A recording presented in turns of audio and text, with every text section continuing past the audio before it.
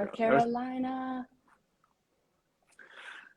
And the inspired body, what's going on? Yeah, so I love it's great talking with females all the time, but when I see dudes walk into the room, like I'm just like it's just something about that, just getting that perspective as well, which is fun. So I've seen that Paul, never even met him, that Paul S. Thornley dude, he's been around all week in the chat. So it's been good to have another set of eyes in here. So it's cool. Yeah, let's hear it for the dudes. I know, right? Do you teach a lot of guys? Currently I teach 2 men. Mm-hmm. And I love having men. And they typically, when they walk into the studio, they're kind of like they have this energy like I've got it, and it's kind of funny because they become a little humbled after that first session. And yeah, no, I love working with men. It's so funny, and there's women who walk in too with that same air, and but it's a different kind of air, like that. I got this is because I've done Pilates at this studio when I was downtown, or I was working with this Pilates person, and then they brag about the person, and they come in and you do something totally different. They realize how vast the work is. There's always more. There's always more. You can always go There's deeper. You can always make it harder. Yep. And you can Big always make it believer in harder that. without, yeah, exactly. Without even like throwing more props. You can just get them deeper into their body and make it harder. We're talking about that yesterday too, right? Like there's Slow so it much in it. down, speed it up, little change of the spring. Yep. Absolutely. Yeah, Yeah. yeah, yeah. Yeah. In the personal training world, it's the same thing, right? Like you can just change you don't have to increase the load. You could change the variables, like close your eyes, stand on one foot, do it on one side of your body. Like there's so many different ways to make exercises more challenging. So Yeah, absolutely. very cool. Hey, you're running for office. Yes. Oh, by the way, yeah, yeah. That's amazing. Yeah. You know, I feel like it's just an extension of what we do. You know what I mean? Like you get into this work because you want to make a difference, and then you get into Mhm. something else because you realize you can make a difference there. And then you do something else because you realize you make a difference there. So for me, it's just like a natural progression. Like it's just the next step of who I am having expression. Well, you're a public speaker. And I guess that I am in a way, but I do not have that kind of confidence to do what you're about to do. So I salute you, Mr. President. Thank you. I'm sure you have your people and your space where you could just step into the room and just command that room in your way. Yeah, well, I really had to learn that skill. So I was a ballet dancer, Okay. and as a ballet dancer, it definitely feels like stand there, be perfect, don't open your mouth, don't ask questions, don't Mm, question me. mm. And so when I went from my professional dance career into the Pilates world, and especially as I became a teacher trainer, I really had to learn my voice and recognize that it's important. What I have to say is valid. But it was definitely a skill that I worked to acquire. It sounds like, and from having like Pilates carriers also in ballet and some others, I'm sure are like amen. Um, there's a sense that you almost have to unlearn before you can even learn something new at this point because you've been doing this ballet thing for so long and conditioned that way for so long. You're walking in like a golfer with a bad swing, and they're like, okay, forget everything you just learned and now start from here. I really went from ballet dancer to like, I am not a dancer anymore. And so it's funny because I was out with a choreographer at dinner the other night, and he was like, well, I'm sure that you still feel like a dancer. Like it's inside of you, it's always going to Mm, be there. Um, and I was like, yeah, I guess so. And I recognize that I still have those movement patterns still in my body, and for I sure. still teach dance for Charlotte Ballet. Okay. But for me, when I went into Pilates, I tried to really push myself out of any sort of like dance aesthetic. For Okay. example, like when I'm working just on my own, I'm flexing my feet, I'm doing a lot of internal rotation. Like I'm trying to do everything opposite of dance, especially now Like that I'm undoing your retired. thought. Yeah, yeah. Well, you just create these natural biases in external rotation, and I'm a little overdeveloped in certain ways and Sure. underdeveloped in other ways. So, personally, I really try and get out of that dance aesthetic. I try to not look pretty when I move, if that makes sense. Really? Yeah, I try. Interesting. Interesting. I I, try to I leave I the think aesthetic and go towards the more mechanical work. I don't know if my Instagram reflects that because I'm not gonna lie, I try to make my lines look long, so I'm typically pointing my toes for the gram. Um, but no, like when I'm like working, it's like flexed feet, it's like yeah. rugged, I'm like I grunting was gonna and say, are you grunting too? Like you gotta just go all out, right? So I'm grunting and then I'm cussing. Like I'm kind of a crass gal and like I keep it love classy. to throw like the S word and the F word out there when I'm moving. So Yeah. Nice. I think you're. Can you center your camera a little bit there? Like it moves over a little bit when we go live. So there, so people can see my face. so people can see your Is face. that better? There you go. Get Okay. your beautiful studio in the background there too. And so we just dove into conversation and didn't even get you a chance for you to just say your name and your business. So can we just do that and we'll just go where the rest of the conversation goes? I'm Olivia Stuart. I own a Pilates business out of my house. Um, and it's called Pilates House LLC, but most people know me from like Olivia Pilates. Mhm. Um, my business is like 90% virtual at this moment. So I take only ballet dancers in my home right now, just simply because in North Carolina, I've only lived here for 3 years. And all of my clients that are in North Carolina happen to be ballet dancers.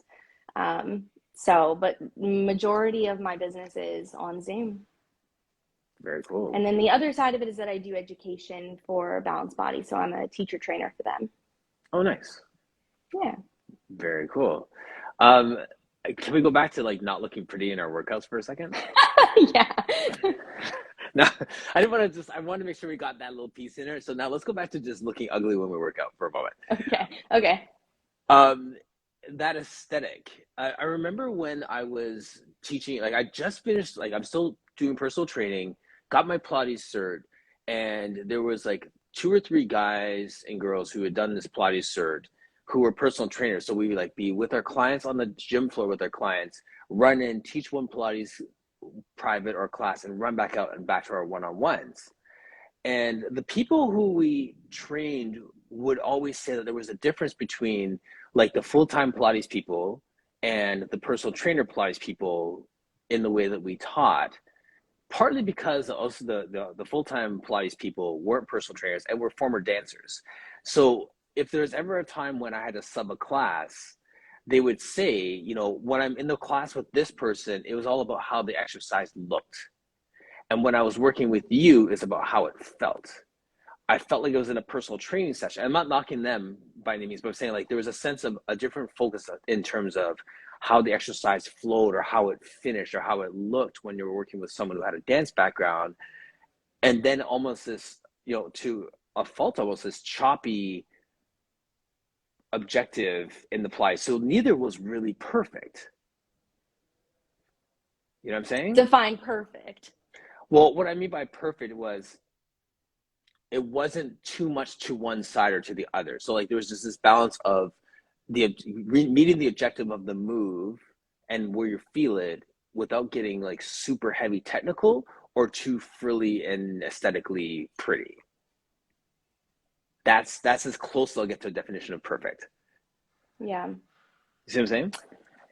I see what you're saying. I totally get that. Um, And you're more than welcome to disagree with everything I just said. no, I don't. I personally, I feel a little bit like a Pilates rebel. Not during education, but in my own personal business. Meaning that when I look at the reformer, I see a machine that has resistance, right? And I equate it to load, like dumbbells or Hmm. a barbell. That's how I tend to think of the reformer. And I think that the flip side of that is seeing the reformer as, and I'm not trying to say anything negative about, like Joseph For sure. Pilates' invention. Like that's all amazing Hmm. and wonderful, but I tend to think of it more on like a personal training level. Hmm. Everything is really about like what is the client's goal and how do I get them there. And Yes. so the the barbell or the dumbbells or the kettlebells or the reformer are just avenues to pick up load. Does that make sense? Yes. And you know what's interesting? Like I hear you say that, and at first I was like, I'm kind of disagree with you. You landed at it. I'm like, okay, I agree with you. And now I have to say that I'd have to add that there are times when it is that. So it can be that load and all those different things. And there's other Or times the when lack of it's, load. or the lack of load. Yes, exactly, because there's a lack of stability. But then there's also times when it's just simply an extension of your body, like more biofeedback, Yeah, absolutely. right? Absolutely. So, Oh, no, absolutely. And there's so many different ways to use the machine. But when yes, I'm working with someone that wants to work on strength or hypertrophy or endurance, that's yes. my thinking of the machine. Yes, absolutely. So let's talk about hypertrophy and the machine and Pilates because I love your post about that, and that's something that I'm sure Blaze Pilates can speak to as well, understanding that. But just throw that out there for people what you mean by hypertrophy in the Pilates space. I mean, hypertrophy, like really hypertrophy. And again, like I do feel like a Pilates rebel because I bring in these personal training programming that I wasn't taught in teacher training. I learned that on my own as I started to become a teacher trainer. I really started to get interested in like how do we build muscle mass? How Hmm. do we build strength? How do we work on endurance? How do we work on balance? Hmm. And so I really started to define all of those things. And so we know with strength training that you have to pick up very heavy loads or push very heavy loads. You need to really challenge yourself in a short amount of reps. Hmm. With hypertrophy, you're not picking up the heaviest load possible. So it's like 80% of your max, your one rep max. Okay. And then you're doing that for a considerable amount of repetitions and sets. Right. So when I was able to define those different, strength training techniques, I could see them flipping directly to the chair, to the reformer, because no matter what in Pilates you want to do, we want to allow our clients to reach their goals.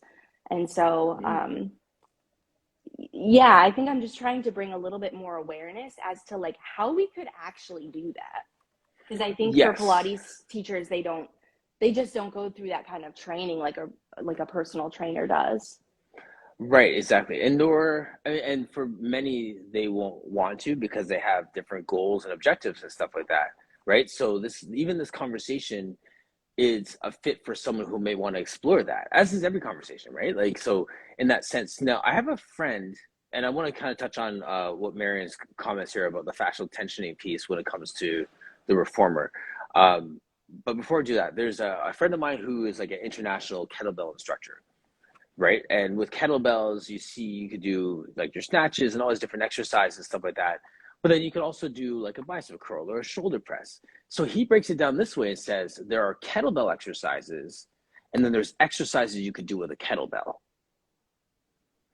And I think that's the same for the reformer because I know like my friend Nathan who does a bunch of stuff. He has like all kinds of crazy like step back lunge to a press with a rotation on the reformer. Those are exercises using the reformer. Those aren't reformer exercises. I'm not saying one's Hmm. right or wrong, but I'm saying that when you understand and differentiate and educate on the method or educate on hypertrophy or educate on strength training or whatever it is you want to do, that's great.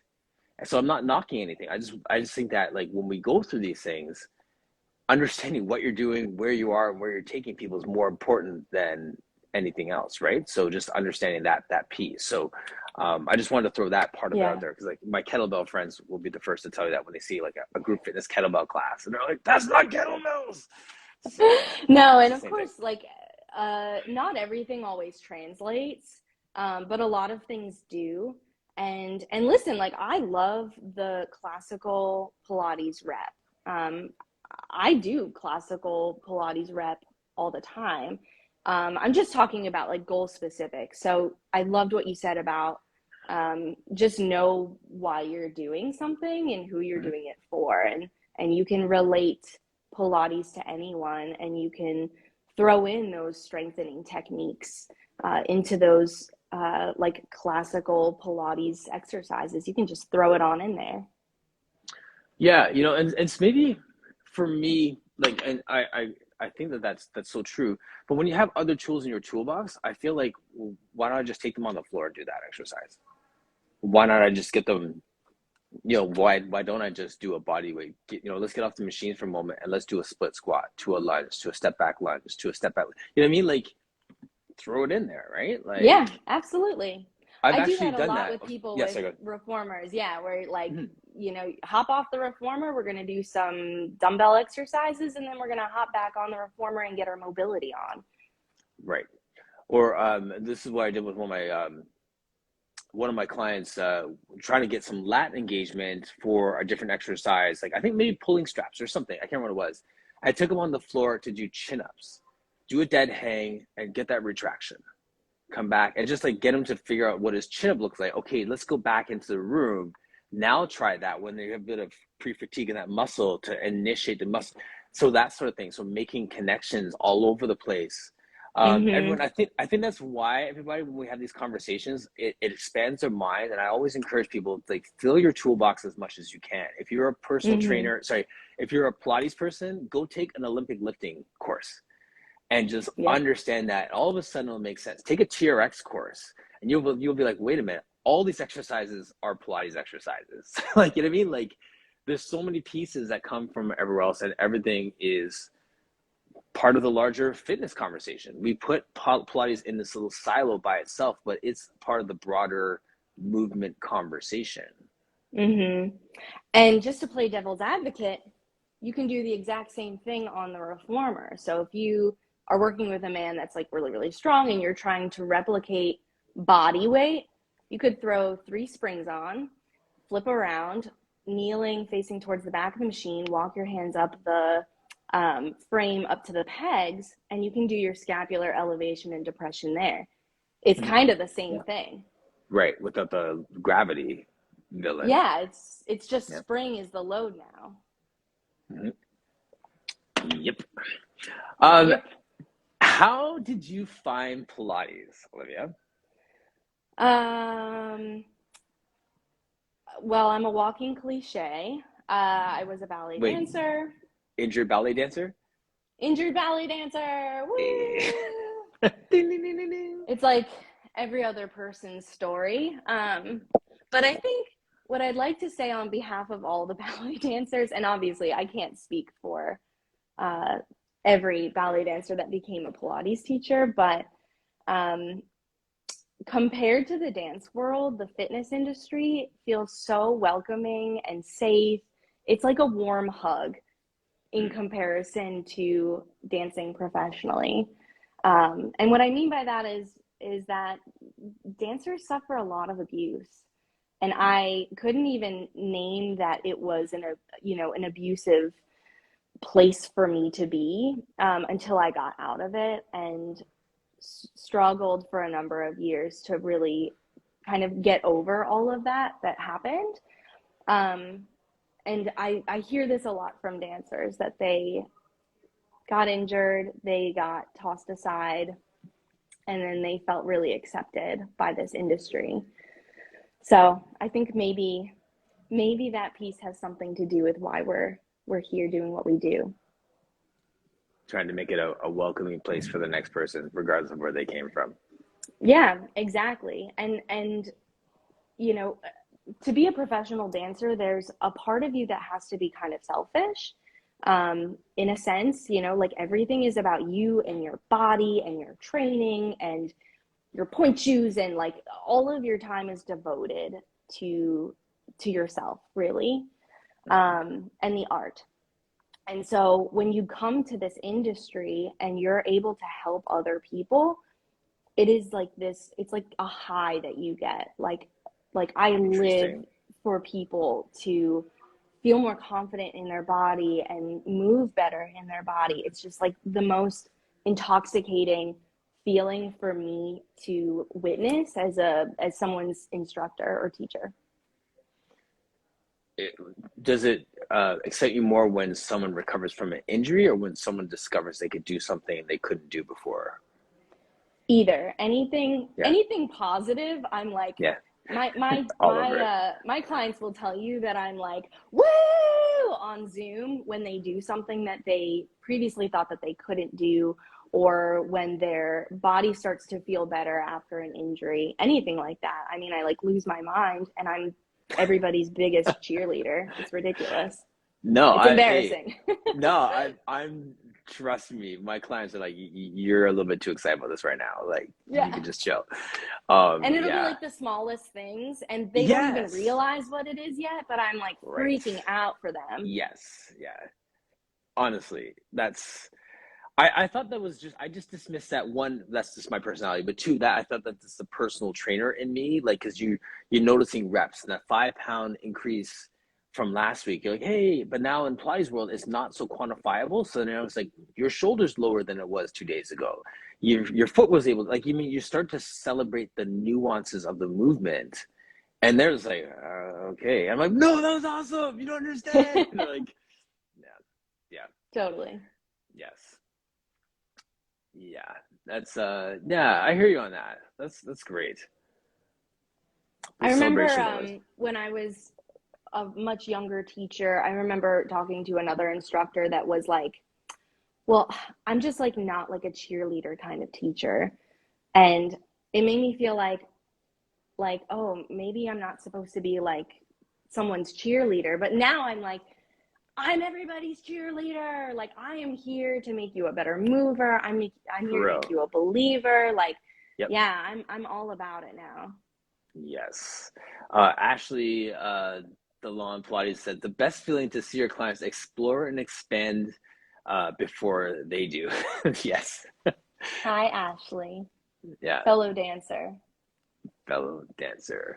I wonder if I'd love to have someone who is still an instructor in the ballet world to come in and defend the scores of former ballet people that have come on here and said it was rough. Like, I'd love to have someone like message me because, like, I honestly, I don't know, I haven't had a single ballet person come here and not say it was borderline abusive. Oh, I'm saying that it was abusive. There's Okay, some. well, there you go. I mean, for me, I'm not speaking on behalf of everyone, Yeah. but from almost every single person that has come across, you know, my teacher training or a fellow instructor that has previously had a professional dance career, that's what I hear is like, oh no, that was abusive, and you know, constantly being told to lose weight, you're out of line, you know, your body proportions are wrong, um, your head is too big, your neck is not long enough, your boobs are too big, your butt is too big. Like you are inundated with how you look, and then you're standing in front of a mirror all day long, um, judging yourself, and that's our job, is to stand in front of a mirror and judge the way that you look as a person, but also your body positioning in every moment of the day. So it is an exhausting career to have. If you can mentally stay strong enough to get past all of that, it can be a wonderful career. Um, you know, what happened with me is like I had a really body positive, you know, mindset. I always Mm-hmm. loved my body, and I did not exactly fit a dancer's mold. Um, Okay. I was considered like curvy for a Mm-hmm. dancer. Um, and which is like hilarious to look back at pictures of me as a dancer because I was like a twig. But this is what I was constantly told, that I was, a little curvy, and, that's okay. But like, if you want to lose 5, 10 pounds, that would be great. Um, Mm. That and gentle, yeah, slide in there with that. Yeah. Yeah, and then being told like, oh, just eat less. And it's like, well, I'm working out all day, and then I'm, doing all these performances at night, and you have to take care of your body. You have to eat enough, or else you'll get injured. Hmm. So, yeah, it's tough. And what happened with me is I was dancing in a company and I was doing really well. I was offered a contract for the following season, which I've signed. And I fell in a class and like shattered my ankle. And just like that, it was like all over for me. I was taking care of myself. I was misdiagnosed twice, like attempting to get my butt back in class. And then on the last day of the season, they pulled me into a meeting and said, we're going to have to let you go. And I was like, I signed a contract. And so, yeah, I mean, I got really kicked when I was down. Yeah, And, absolutely. I was living in a city that I never lived in before. I had no family. I didn't have, a big safety net. Um, I was still working so that I could pay rent at a restaurant that I was, Hmm. working at until, midnight most nights. And I had nowhere to train when I, finished rehab from my injury. Yeah. So I was left without any options. And luckily I had surgery. I had my daughter. I had a significant period of time where I was able to go through physical therapy. And at one point, after I had had my daughter, I think it was like I was like 6 months postpartum, and a director reached out to me and said, I know that you're, still with your daughter, and it's still early on, but do you think you could come and do our Nutcracker? And I hadn't put point shoes on in a year and a half, and I was like, well, Yeah. I don't know. And he was like, well, we need a sugar plum, so like, can you let me know in like 2 weeks? And sure enough, like I went back to dancing after a surgeon basically saying, yeah, I don't know if this surgery is going to allow you to get back on point again. Yeah. So, luckily I was able to end my career um, the way that I wanted to. Like, I was able to stay in Yes. control and say like, okay, now I'm going to retire, instead of Yes. a company like kicking me when I was down and ending a career that I spent my entire life working towards. You So, wrote the I end of mean, your story. yeah, exactly. And now I feel like I've really fully moved on. I don't feel like a dancer at all. Hmm. I mean, I still love the arts, and I support the arts still, but yeah, that's kind of like my story. And I've heard that Wow. similar story from a lot of people.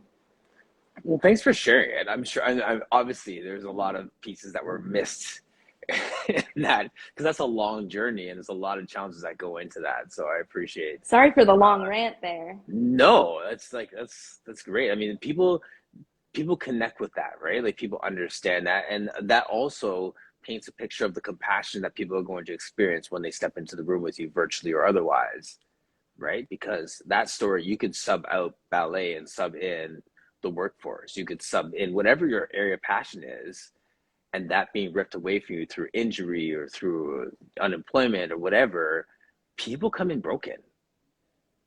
Yep. Yeah, Legit, I'm people working come with in a dancer broken. right now. Yeah. I'm working with a dancer right now, who lives in Ohio, I want to say. And, she's young. She's like 18, Mm-hmm. and, major hip surgery. And she's just about to come back in for some prehab, or some rehab with me. So it's given me the ability to be empathetic for the position that she's in now, because she For wants to continue sure. to dance.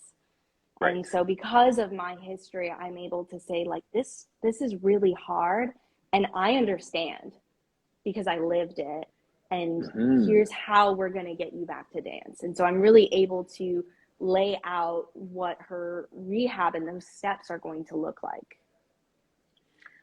And mindset too, I'm sure. The mind has so much to do with all of this. I mean, there's immense heartbreak that happens. And I'm sure that, like, you know, baseball players can relate. When you get injured and you're off the field, it's Hmm. heartbreaking because Yeah. that's what you identify as. I'm a Hmm. baseball player. And then you're a student, and then you're, you know, a son, and then you're, you know what I'm saying? Yeah. Yeah. That, It's I like mean, your whole identity. that honestly, and I've had other athletes in the chat here. Like my background's football, and I identify with that, but not from the place of injury, but from the place of not having the opportunity. So I went to Mm, university, got recruited like a top recruit to play football, went there, and then didn't get a chance to play. Like I didn't get a chance to start, didn't get a chance to dress, didn't get a chance to.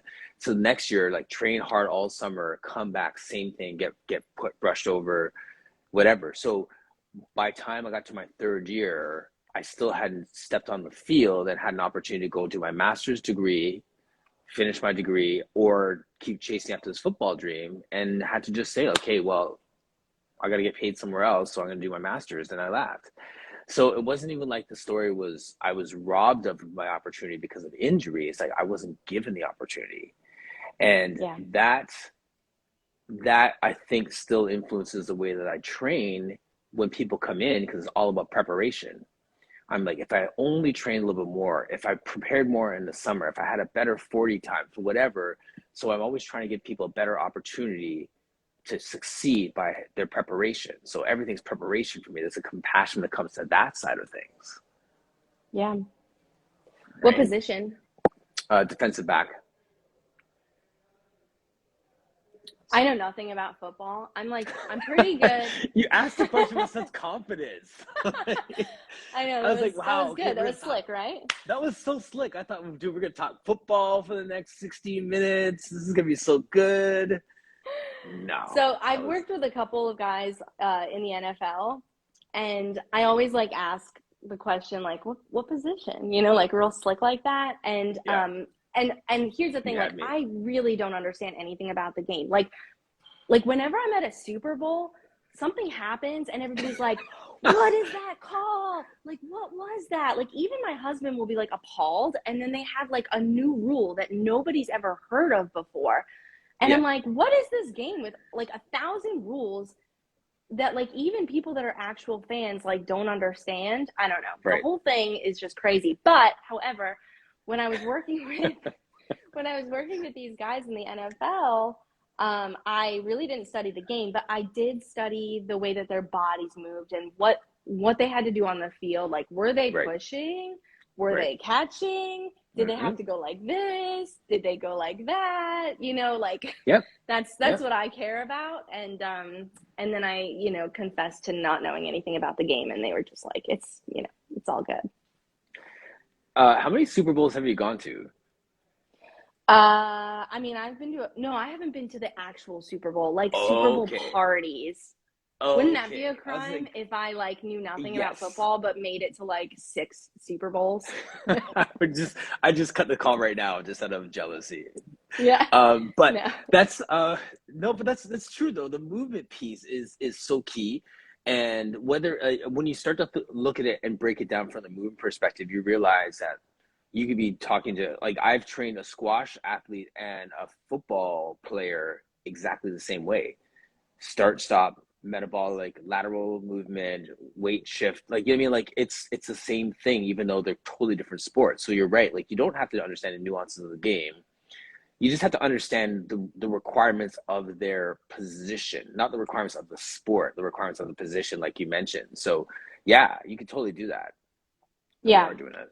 Yeah, Well, and I would relate it like we're going to do this thing on the Bosu ball and this is going to make you better at stopping and then quickly going in the opposite direction. sure. And that was good enough for them. It's like fake it till you make it a bit, right? Like you're just kind of Oh, curious and throw stuff. totally. Yeah, yeah, yeah, yeah. We do it, but that I think also speaks volumes to how we teach and how we learn. And if you're always on a quest for knowledge, and you have this basis of understanding of movement, you can figure the rest of it out. You know what I mean? Yeah. Like, so that's I've done teacher trainings with people, and I teach this way too. It's like, here's the exercise. Give me 5 regressions. Give me 5 progressions, and go. Right. So then from there you can figure it out, and like you said, and that's our title, find your movement strategy. Right. Yep, exactly. Yeah, I worked with a catcher um, who's now with the Toronto Blue Jays. And Hey, is that right? Toronto? Yeah, Toronto, Toronto Blue Jays.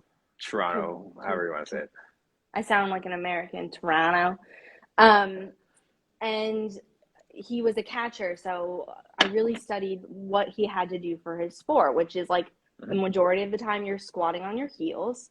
You have to be able to quickly pop up to your knees and then Yeah. rotation to throw the ball. So we did a lot of work on uh, decelerating down onto the heels, popping up quickly up onto the knees, lots of rotation in both directions, which he absolutely hated. Can So imagine. Yeah. yeah, and again, like I don't really know that much about baseball either. My dad was Polish, so like the only sports that I grew up learning was like European sports. Right. So I'm a terrible American in that sense. My It's husband's like funny. really into football and golf and like all the things and Yeah. like And you just smile and nod through the whole thing.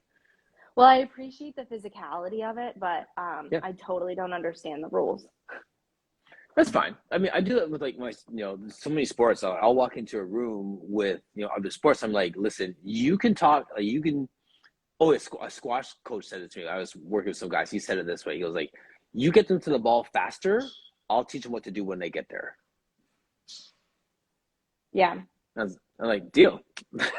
Like, that's your that, job. Yeah, that's my job. Yeah, I'll get them there faster. You teach them what to do when they get there. yeah. I will Yeah. say, so when I worked with the baseball player, he came to me and all he wanted to do was stretching, mobility work. Like, that's it. That's all he Mhm. wanted. And I was like, I have to fill these 50 minutes somehow. And so I Right. started to sneak in like strength training exercises with him. Yes. Yep. And it was vastly different from what he did with the baseball team. And his coach was like, after like 6 months, the coach was like, what are you doing? Because he was such a better mover just from hopping on the reformer. Hmm. It was just so vastly different from what he was used to. I don't know if it was the fluidity of the movement, um, or it was the coordination of it all, but yeah, his coach was like, I need more of my team to come do Pilates. Sure. Yeah, absolutely. It's definitely the missing link. That's like my line. That's just a missing link for your training, right? Like, I mean, there's so many gaps that it fills in terms of your strength and those small muscles, and yeah, it's crazy. So much there. Yeah, Um, I, absolutely. I was gonna ask, we never got back to the Pilates piece. So you were injured and ballet dancer. Like, where did the Pilates come into the mix, and when did you decide that this is my next step in my career? So I did Pilates from a very young age. Whenever I did like a summer intensive, like I did summer intensives at American Ballet Theater and School of American Ballet and the Juilliard School. And um, in all of those scenarios, I was doing Pilates with a different Mm, teacher. So I got a lot of little different tastes of Pilates. When I was at the Juilliard School, I worked with Irene Dowd, who I don't know if you okay. know who she is, No, I but don't. she's on faculty at Juilliard. She's incredible. Um, and she brought an anatomy element to it all.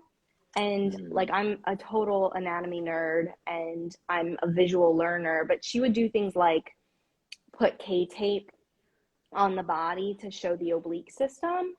And okay. for Yes. me, it was just like a major click that happened. Like I started to understand where muscles lied on the body and what their functions were, and how when one is firing, the other is stretching, and all of those things. So that really inspired me. And then when I Amazing. went to college, I had a very classical teacher. Um, and it was just mat Pilates that I did once a week. And I didn't love it. And she's a phenomenal teacher. Like she's big in the Pilates industry. But I think I was so exhausted from all the dance that I was doing. I was like, I cannot do the 100. Like, don't ask me to do side legs here. Like, I'm gonna die. Yeah. So Yeah. I Yeah. didn't really have the space. I just didn't have Headspace. the capacity to Yeah. Yeah. be thankful for it. And I really just wanted to dance. I was like in that, you know, that mindset of like, I don't know what this Pilates is, but like, I just want to dance. Yes. Um, when I got injured, this was in Nashville. There was a studio called Simply Balanced that has Hmm. unfortunately closed, which is it was a wonderful studio. And the owner was incredible. He was also a dancer at the Nashville Ballet, and he retired like 10 years ago now, Okay. or maybe even more than that, maybe like 12 years ago now. So he opened this studio, and for some reason, he allowed me to come and take classes for free. $0, no money. He Free knew my 99. free 99. And I don't know if he did that for anybody else, and I don't really know why. But maybe he saw someone that really needed help. Like, I probably Yes. just looked super This desperate. poor soul needs Pilates. Come. But he was Come. also a Yes. ballet dancer, so he probably had some sort of understanding of the fact that, like, you know, I'm working as a waitress at night to pay my rent. Yes. I'm hardly getting Yes. paid. Um, so that's probably my assumption, and I've Yeah. carried that with me even still. I still give my ballet dancers artist discounts, and Hmm. they're like Hmm. major discounts because I've been there and I Sure. understand what an artist goes through. Um, and so anyway, so I started taking classes when I was injured, or I think right before my injury. But when I got injured, I was there like every day. If the class wasn't full, I was in it. And Yes. it was the only type of exercise that I felt safe doing. I felt like the professionals there Yes. really knew how to guide me. Modifications didn't feel like a bad thing. Um, That's key. yeah, and so, here I was like limping into the studio. I would take my boot off, but I could do all of these things on the reformer. Hmm. So that's how that seed was planted for me. And Wow. shortly after that, I went through teacher training, and the rest is history. Yeah. Yeah. Love story time with you, Olivia. I know. I mean, why did you get into it though? Um, Ex well, football.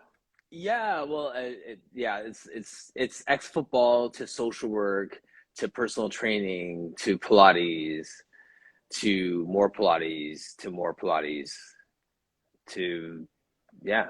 So that's I'm kind of coming full circle with it. But like when I was in personal training and had an opportunity to do a comprehensive Pilates cert, I thought, well, this is cool because there's no guys doing Pilates.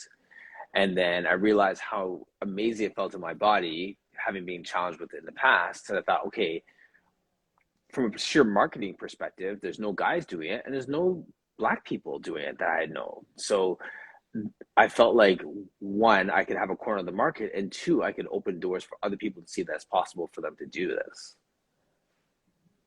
God, I Right. love So that. yeah.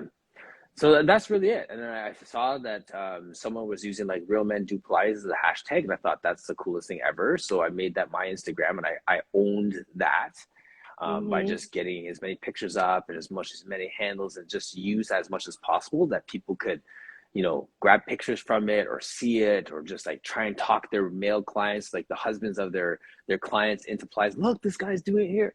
So I Yeah. figured it was just a way to just make it visible for people, right? And yeah, I love it. I think it's a game changer. So I use it. I love having guys in here. I love having athletes in here fortunate to have some guys in, like people I've met through Instagram now come into the space that athletes and stuff. So um, that's it. Like I just feel like it was part of my preparation. I think would have been a game changer for me too.